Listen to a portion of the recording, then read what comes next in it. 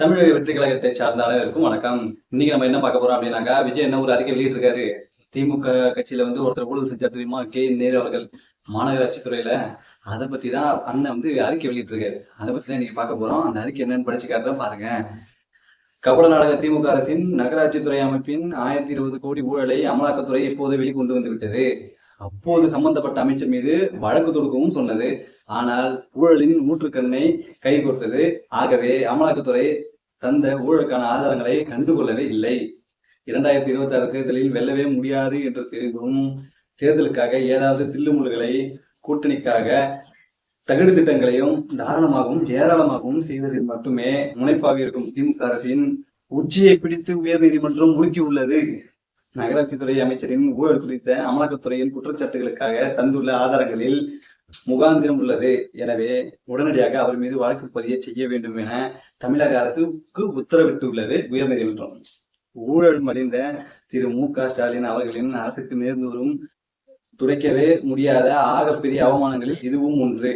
இதுவரை தமிழக அரசின் ஊழல்களுக்கு பரிகாரம் தேடாத திமுக அரசு ஊழல் குற்றச்சாட்டுகளுக்கு ஆளாகியுள்ள நகராட்சித்துறை அமைச்சரை தானாகவே ராஜினாமா செய்ய சொல்ல வேண்டும். இல்லையேல் அவரை பதவி நீக்கம் செய்ய வேண்டும். ஏற்கனவே டாஸ்மார்க்கில் 1000 கோடி அளவிலான ஊழல், இப்போது நகராட்சி துறையில் 1020 கோடி ஊழல். அமலாக்கத்துறை அவிழ்த்துவிடும் திமுக அரசின் ஊழல்கள் எல்லாமே ஆயிரக்கணக்கான கோடிகளையே உள்ளன. மன்னிக்க முடியாத அளவிற்கு ஊழல் மறைந்த திமுக அரசை வருகிற தேர்தலில் தூக்கி எறிந்து விசிலடித்து கொண்டாட மக்கள் காத்திருக்கின்றனர். இதெல்லாம் அண்ணன் அறிக்கையை வெளியிட்டிருக்காப்ல. அதாவது என்னன்னாக்கா, திமுக அரசுல ஆட்சி எதுவும் நடக்கல, மக்களுக்கு தேவையான எதுவும் செய்யல, ஊழல் மட்டுமே நடக்குது. எப்படி கொள்ளையடிக்கலாம்னு மட்டும்தான் தேடுறாங்க. இந்த அரசை தூக்கி எறியணும் அப்படின்றதுதான் அண்ணனோட கருத்து. மறக்காம ஓட்டு போடும்போது சிந்திச்சு ஓட்டு போடுங்க மக்களே. இப்ப அமைச்சர்களை கூட்டணி உங்களுக்கு தெரியும்.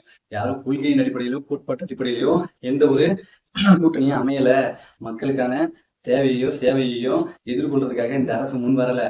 என்னன்னா, எதுல வேணாலும் ஊழல், காத்திலே ஊழல் பண்ணலாம்னு சொல்லிட்டு 2Gல எவ்வளவு பெரிய ஊழல் பண்ணாங்க. அந்த மாதிரிதான் இதெல்லாம் நம்ம மனசுல வச்சுக்கிட்டு மறக்காம ஓட்டு போடும்போது விசில் சின்னத்தை பார்த்து அமுக்குங்க. நாளையும் நமதே, வெற்றியும் நமதே, களமும் நமதே.